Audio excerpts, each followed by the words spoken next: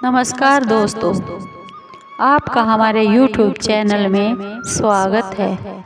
सभी दोस्तों को, सभी हरि प्रेमियों को हमारी ओर से जय श्री कृष्ण। दोस्तों, कैसे हैं आप? उम्मीद है आप सब अच्छे होंगे। आइए आज का प्रसंग शुरू करते हैं। आज का प्रसंग है श्रीमद् भगवद गीता के चौथे अध्याय को पढ़ने और सुनने से क्या फल मिलता है, इससे क्या लाभ है और क्या इसका महात्म है।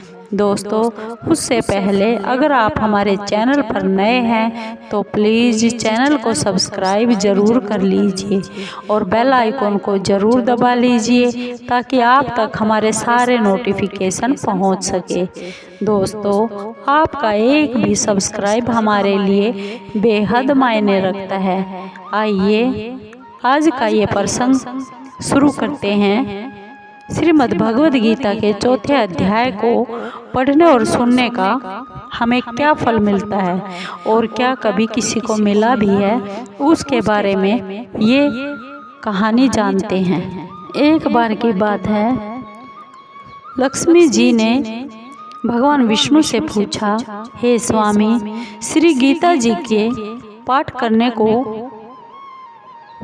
और सुनने वाले को छूकर भी क्या जीव मुक्त हुआ है? तब श्री भगवान विष्णु जी ने कहा, हे लक्ष्मी, तुम्हें मुक्ति की एक बहुत पुरानी कथा सुनाता हूँ। गंगा जी के तट पर एक काशीपुर नाम का एक नगर था और वहाँ पर एक वैष्णव रहता था। वह हर रोज गंगा स्नान पर श्री गीता जी के चौथे अध्याय का पाठ किया करता था।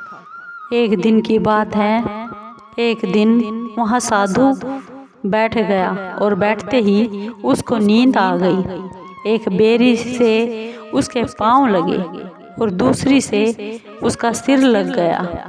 वे दोनों बेरियां आपस में क्रोध कर पृथ्वी पर गिर पड़ी।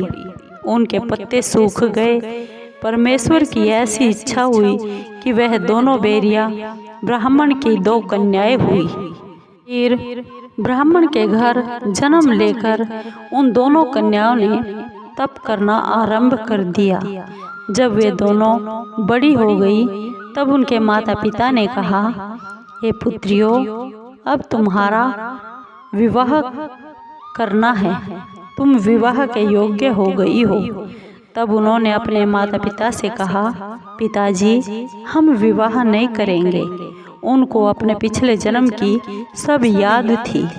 उन्होंने अपने पिता से कहा, हमारी एक ही यही अभिलाषा है कि वह साधु हमें फिर से दर्शन दे, जिसके स्पर्श करने से हमें यह अधम देह छूटकर हमें ये मनुष्य जन्म मिला है और यह देह मिली जो आपके सामने हम खड़ी हैं, वह मिले तो हमें अच्छा लगेगा। यह विचार करके उन दोनों ने अपने माता पिता को तीर्थ करने की आज्ञा मांगी। तब माता पिता ने उन्हें तीर्थ यात्रा करने की आज्ञा दे दी। तीर्थ यात्रा वह करती हुई बनारस पहुंच गई तो वहां जाकर उन्होंने क्या देखा कि वही तपस्वी बैठा है जिनकी कृपा से हम बेरी के पेड़ से देह छूटी थी और इस मनुष्य जन्म में जन्म हुआ। तब उन दोनों कन्याओं ने चरण वंदना की। साधु ने कहा, तुम कौन हो कन्या? कन्याओं ने कहा, हम पिछले जन्म में बेरियों के पेड़ की योनि में थे। एक दिन वन में तुमको बहुत धूप लग रही थी और तुम तब बेरियों की छाया के नीचे आकर बैठ गए और लंबे लेट गए। लंबे होने से एक बेरी से आपके चरण लग गए और दूसरी बेरी से आपका सिर लग गया।